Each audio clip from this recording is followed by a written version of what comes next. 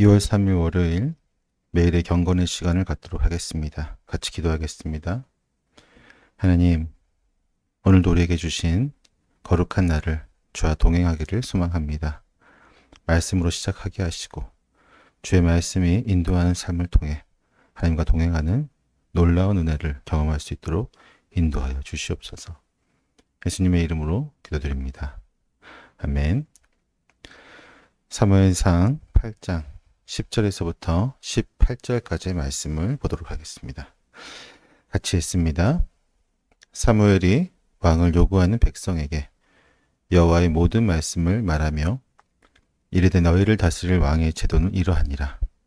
그가 너희 아들들을 데려다가 그의 병거와 말을 어거하게 하리니 그들이 그 병거 앞에서 달릴 것이며 그가 또 너희의 아들들을 천부장과 오십부장을 삼을 것이며 자기 밭을 갈게 하고 자기 추수를 하게 할 것이며 자기 무기와 병거의 장비도 만들게 할 것이며 그가 또 너희의 딸들을 데려다가 향료 만드는 자와 요리하는 자와 떡 굽는 자로 삼을 것이며 그가 또 너희 밭과 포도원과 감람원에서 제일 좋은 것을 가져다가 자기의 신하들에게 줄 것이며 그가 또 너희의 곡식과 포도원 소산의 11조를 거두어 자기의 관리와 신하에게 줄 것이며 그가 또 너희의 노비와 가장 아름다운 소년과 나귀들을 끌어다가 자기 일을 시킬 것이며 너희의 양떼의 10분의 1을 거두어 가리니 너희가 그의 종이 될 것이라.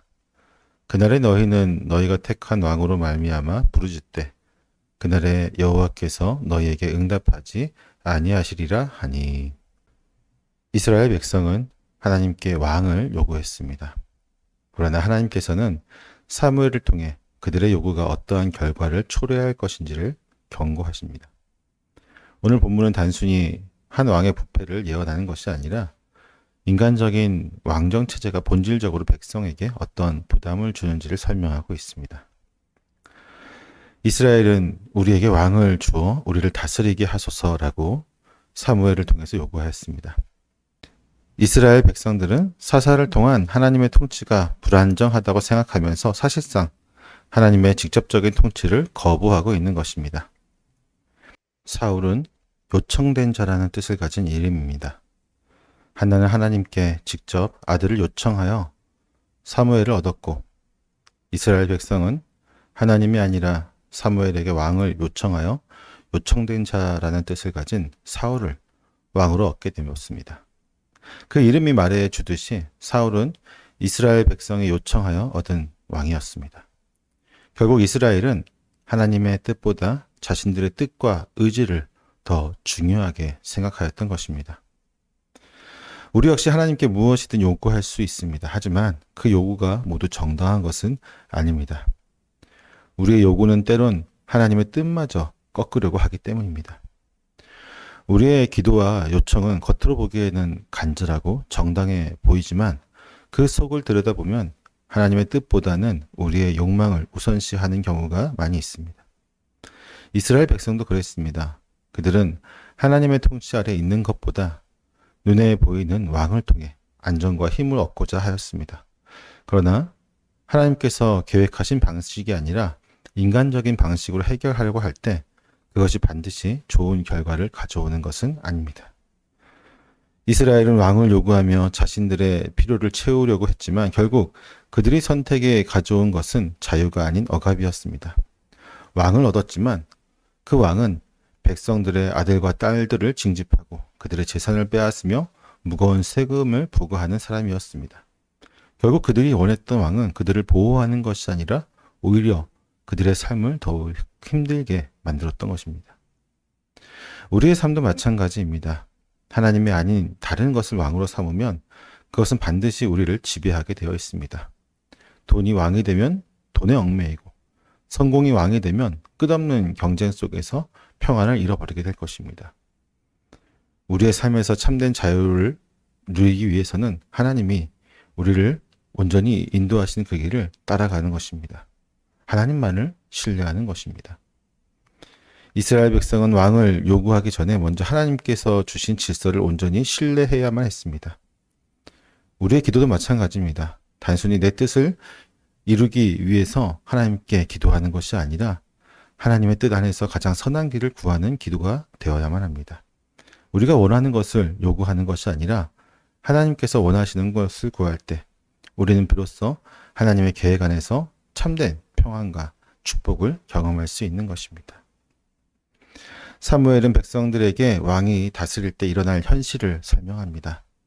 사무엘의 말은 앞으로 일어날 예언의 말이 아니라 왕정 체제의 필연적인 규정입니다. 즉, 왕이 이렇게 행동하는 것은 부패 때문이 아니라 왕정 자체가 가지고 있는 구조 때문이라는 것입니다. 그는 왕이 세워지게 되면 다음과 같은 권리를 갖게 된다고 얘기합니다. 첫 번째는 군사 동원입니다. 왕은 백성들의 아들들을 군사로 징집하고 그의 병거를 운전하게 하고 전쟁을 수행하게 할 것입니다. 두 번째로 경제적인 착취를 합니다. 그는 백성들의 밭과 포도원, 감람원에서 가장 좋은 것을 빼앗아 자신의 신하들에게 나누어 줄 것입니다. 세 번째로 왕은 강제 노동을 시킵니다. 그는 백성의 자녀들을 요리사, 향료 제조사, 병거 제작자로 동원할 것입니다. 네 번째로 그는 세금을 부과하는 자입니다. 백성의 곡식과 포도원의 11조를 거두어 신하들에게 줄 것입니다. 다섯 번째로 왕은 노동력을 착취합니다. 가장 뛰어난 소년들과 나귀를 데려다가 왕의 일을 시키게 됩니다.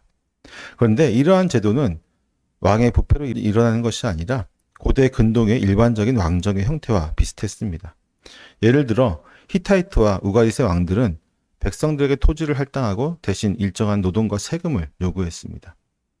메소포타미아의 왕들 역시 농경사회에서 생산된 곡물과 가축을 왕과 신하들의 몫으로 배분했습니다. 이 모든 것은 단순한 부패한 왕이 아니라 왕정 체제 자체의 틀을, 그 특성을 잘 보여주고 있습니다.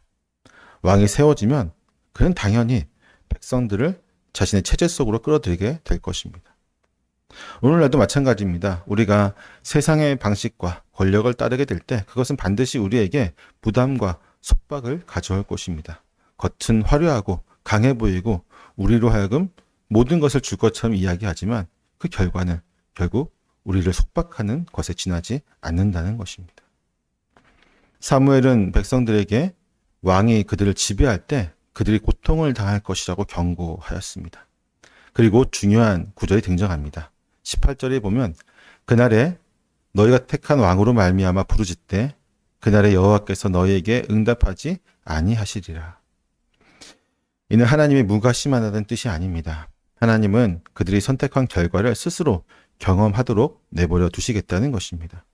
왕을 요구한 그들은 결국 왕의 지배하에 아래에서 신음하게 될 것입니다. 오늘날 우리는 어떤 왕을 섬기고 있습니까? 돈, 명예, 권력. 그런 것들이 우리의 왕이라면 그것은 우리에게 자유를 주기보다는 지배하려고 할 것입니다. 그러나 오직 참된 왕이신 예수님을 우리의 왕으로 모시게 되면 우리는 그분 안에서 참된 자유와 진리와 생명을 얻게 될 것입니다. 세상의 왕은 백성에게서 빼앗지만 예수님은 우리에게 자신을 주시는 분이십니다. 세상의 왕은 백성을 종으로 만들지만 예수님은 우리를 하나님의 자녀로 만드시는 분이십니다. 이스라엘은 하나님이 아닌 왕을 선택했고 그로 인해 무거운 짐을 지게 되었습니다. 오늘날 우리의 삶도 마찬가지입니다. 우리는 하나님이 아닌 다른 왕을 섬기고 있지는 않습니까? 예수님을 왕으로 모실 때 우리는 세상의 억압과 짐에서 벗어나 참된 자유를 누리게 될 것입니다. 오늘 하루 우리는 어떤 선택을 해야 할까요? 세상의 왕을 따를 것인가? 아니면 참된 왕이신 예수님을 따를 것인가? 우리의 결단에 따라서 우리는 하나님께 정당한 요구를 하는 참된 그리스도의 모습으로 나아갈 것이고 그렇지 않다면 우리 역시 어리석은 이스라엘 백성들처럼 우리를 속박하는 왕을 우리 앞에 내세우며 어리석은 결과를 가져오게 될 것입니다. 온전한 선택으로 또한 하나님이 원하시는 참된 요청으로 오늘 하루도 승리할 수 있는 저와 여러분 되시기를 소망합니다. 기도하겠습니다. 하나님, 이스라엘 백성들은 어리석게도 하나님의 통치보다는 인간의 왕을 선택하였습니다. 그리고 그 결과는 원치 않는 빼앗김과 원치 않는 지배와 원치 않는 속박이었습니다. 그로 인해 그들은 신음하게 될 것이지만 어리석은 그들은 여전히 하나님을 온전히 섬기지 못하는 모습을 보입니다. 우리의 모습도 돌아보게 됩니다. 주님, 오늘 하루 우리가 하나님 앞에서 어떠한 선택을 하게 될지 모르겠지만 우리가 요구하는 모든 것들이 오직 하나님의 뜻에 따르는 그러한 좋은 열매가 되기를 소망합니다. 또한 우리가 요구하는 모든 것들이 주 안에서 아름다운 결과로 열매를 맺을 수 있도록 인도하시고 세상에 그 좋아 보이는 많은 것들보다 오직 예수 그리스도와 주의 말씀이 우리를 인도하는 또한 우리를 통치하는 참된 왕이요 참된 통치의 도구가 되어질 수 있도록 인도하여 주시옵소서. 예수님의 이름으로 기도드립니다. 아멘.